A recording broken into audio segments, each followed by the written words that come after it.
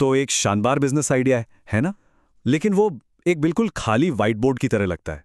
मतलब पता तो है कि इस पर कुछ कमाल का बन सकता है, पर शुरुआत कहाँ से करें? पहली लकीर कहाँ खींचें?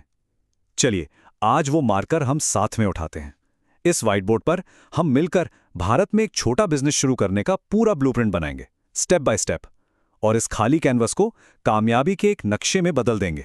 तो ठीक है, व्हाइट बोर्ड पे सबसे पहली चीज जो हम लिखने जा रहे हैं वो एक सीक्रेट है। ये बिजनेस कोच इरफान कावचली का वो राज है जो पूरे ब्लूप्रिंट की नींव है। मतलब इसके बिना बाकी सब कुछ अधूरा है। तो ध्यान से सुनिए।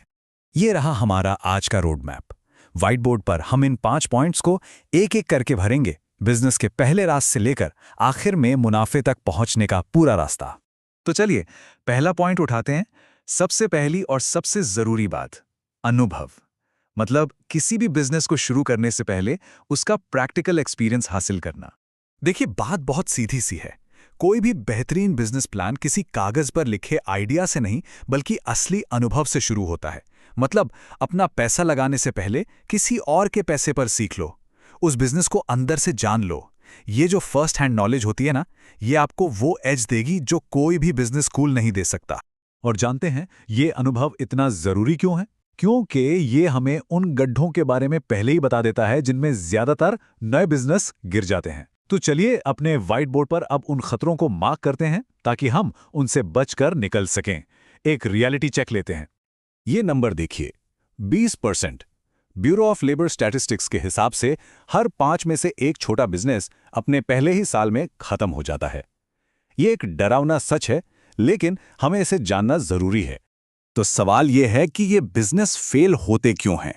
इन्वेस्टोपीडिया के मुताबिक ये हैं वो 4 सबसे बड़े विलन।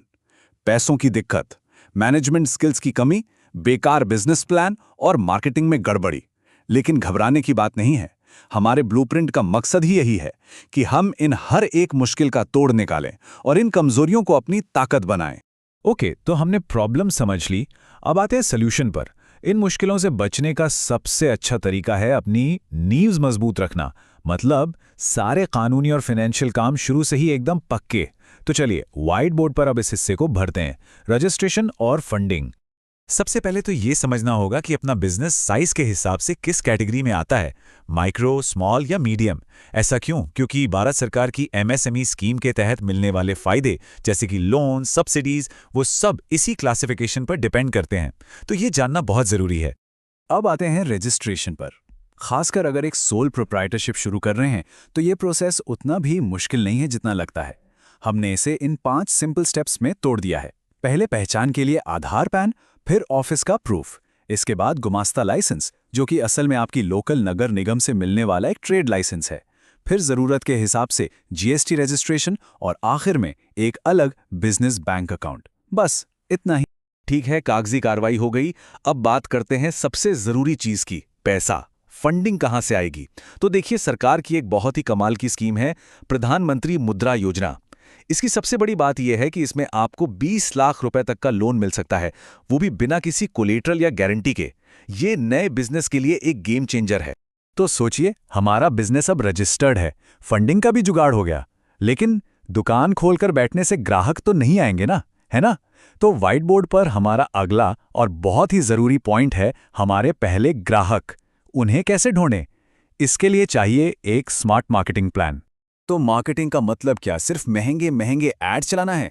बिल्कुल नहीं, खासकर जब आप शुरू कर रहे हों। फोर्ब्स जैसी बड़ी संस्थाएं भी कहती हैं कि नए बिजनेस के लिए ऑर्गेनिक मार्केटिंग बेस्ट है। इसका सीधा सा मतलब है पैसा जलाने की बजाय भरोसा कमाना। लॉन्ग टर्म सोचिए, इससे आपकी एक पहचान बनती है, लोग आप पर यकीन करते हैं। और सबसे अच्छी बात, इसका असर तब खत्म नहीं होता जब आप पैसे देना बंद कर देते हैं। ये एक मजबूत नींव बनाने जैसा है। तो चलिए, अब तक हमने व्हाइट बोर्ड पर जो भी थियरी बनाई है उसे एक्शन में देखते हैं। एक रियल वर्ल्ड केस स्टडी लेते हैं और देखते हैं कि ये सब कागज से निकलकर असल में मुनाफे में कैसे बदलता है। अब आएगा असली मजा। हम एक बहुत ही कॉमन और जबरदस्त बिजनेस आइडिया का उदाहरण लेंगे। एक घर से चलने वाली टिफिन सर्विस। ये एक ऐसा बिजनेस है जिसे कम लागत में शुरू किया जा सकता है। चलिए इसका पूरा हिसाब किताब करते हैं, शुरू से लेकर मुनाफे तक। तो मान लीजिए कि शुरुआत में करीब 20,000 रुपए का इन्वेस्टमेंट लगा। इसमें क्या क्या आ गया? बर्तन, शुरू का कच्चा सामान और थोड़ी बहुत मार्केटिंग, जैसे कि पर्चे छपवाना, एक बेसिक स्टार्टअप कॉस्ट। अब मान लेते हैं कि एक टिफिन 80 रुपए का बिकता है। इसमें से खाना बनाने का खर्च, पैकिंग, सब कुछ निकालने के बाद हर टिफिन पर बचते हैं सीधे सीधे 30 रुपए। ये है हमारा नेट प्रॉफिट। और यही नंबर सबसे जरूरी है, हर एक सेल पर कितना कमा रहे हैं। तो अब प्रॉफिटेबल होने के लिए हमें रोज कितने टिफिन बेचने होंगे? सिर्फ 25। सिर्फ 25 टिफिन। ये कोई बहुत बड़ा टारगेट नहीं है ना? और 25 टिफिन का मतलब है रोज की 750 रुपए की कमाई। ये अब एक असली बिजनेस जैसा लग रहा है। और अब आता है मैजिक मोमेंट। अगर रोज ये छोटा सा 25 टिफिन का टारगेट पूरा होता है तो सिर्फ 90 दिनों में, मतलब 3 महीने में, आप कमाएंगे 67,500 रुपए। सोचिए, आपका जो 20,000 का शुरुआती इन्वेस्टमेंट था वो तो वापस आ ही गया, ऊपर से अच्छा खासा मुनाफा भी हो गया।